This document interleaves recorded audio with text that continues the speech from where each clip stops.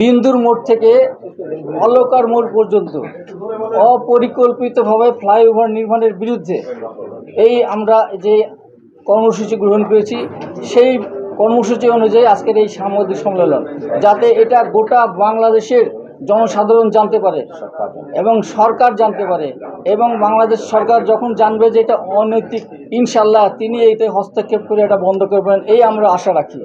মূল বিষয়বস্তু হলো এই যে গোরহাঙ্গার এই বিন্দুর মোড় থেকে অলকার মোড় পর্যন্ত আপনারা খেয়াল করে দেখবেন, নিউ মার্কেট পর্যন্ত সড়কটা হয়তো একটু বড় হবে, হয়তো 80 ফিটের জায়গায় 90 ফিট বা 100 ফিট হবে।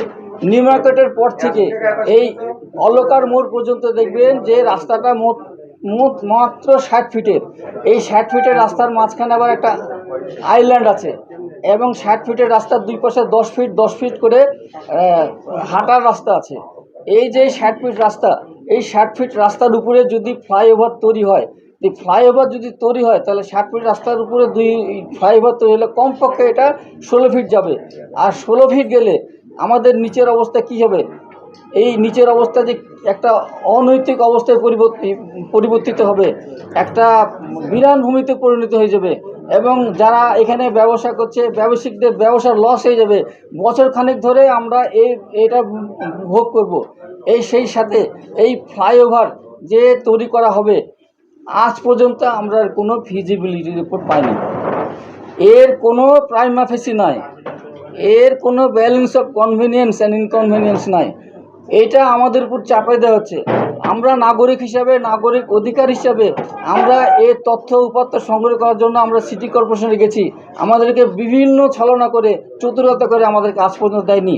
আমরা এই ফ্লাইওভার নির্মাণের যে নকশা এবং কীভাবে এই ফ্লাইওভার নির্মাণ হবে এবং এই ফ্লাইওভার নির্মাণে কতখানি খরচ হবে, এই সম্পর্কে আমাদেরকে এখন কুয়াশাচ্ছন্ন রেখেছে, একেবারে অন্ধকারাচ্ছন্ন রেখেছে।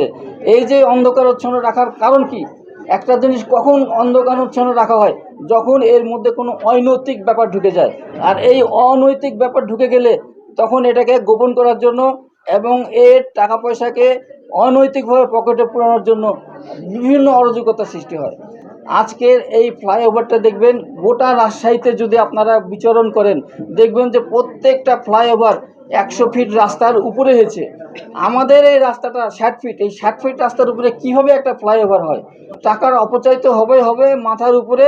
এটা সম্পূর্ণভাবে অন্যান্য জায়গায় যেমন ওভারব্রিজগুলো আছে, ওভারব্রিজের যে সমস্ত অনৈতিক কাজগুলো হয়, এখানে অনৈতিক কাজগুলো হবে এবং পরিবেশ নষ্ট হয়ে যাবে, এবং আমাদের যে একটা সিকিউরিটি আছে, আমাদের যে একটা এই নিরাপত্তা আছে, এই নিরাপত্তা, এই সিকিউরিটি সম্পূর্ণভাবে বিনষ্ট হয়ে যাবে, এবং এটাকে উদ্ধার করার জন্য আর কোনো পথ থাকবে না। আমরা এটাকে কিছুতেই এই ফ্লাইওভার নির্মাণ করতে দিতে পারি না। নির্মাণ পর্যন্ত যদি ফ্লাইওভারটা করা হয়, এটা আমাদের কোনো আপত্তি থাকবে না। আমরা মনে করি যে এই ফ্লাইওভারটা নির্মাণ পুরোপুরি অযৌক্তিক, এবং এই ফ্লাইওভারটার পূর্বে যে সমস্ত ফ্লাইওভার আছে, দেখবেন যে এখন ওগুলো সব বন্ধ করে দিয়েছে। ওগুলো বন্ধ করে দিয়ে যেগুলা কাজ চলছিল, সেই কাজগুলো বন্ধ করে দিয়ে ওই কাজগুলো বাদ দিয়ে এইখানে করা হচ্ছে। এইটার তো একটা নিশ্চয়ই কোনো অসৎ উদ্দেশ্য আছে। এই অসৎ উদ্দেশ্যগুলো আমরা জনসম্মুখে আমরা এই প্রতিবাদ সভার মাধ্যমে, আমরা এই সাংবাদিক সম্মেলনের মাধ্যমে প্রকাশ করতেছি, এবং এটা যাতে গোটা বাংলাদেশ ছড়িয়ে পড়ে এবং সরকারের কাছেও এটা যায়।